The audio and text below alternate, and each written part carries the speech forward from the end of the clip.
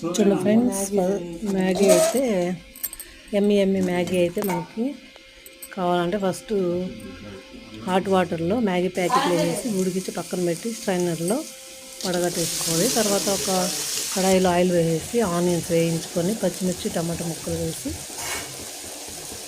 వేయించుకోవాలి. వేయించిన తర్వాత కొంచెం ధనియా పౌడర్ వేసుకోవాలి. ధనియా పౌడర్ వేసేసిన తర్వాత ఇలా కచ్చప్పు, సోయా సాస్, కొంచెం ధనియా పౌడరు, అలాగే మసాలా పౌడర్లు అయితే వేసేసుకోవాలి. తర్వాత ఉడికించుకున్న మ్యాగీ అయితే ఇందులో యాడ్ చేసేస్తున్నాను. ఇది అంతా మొత్తం ఇలా మిక్స్ చేసుకోవాలి. ఇలా అయితే మనం మిక్స్ చేసుకోవాలి.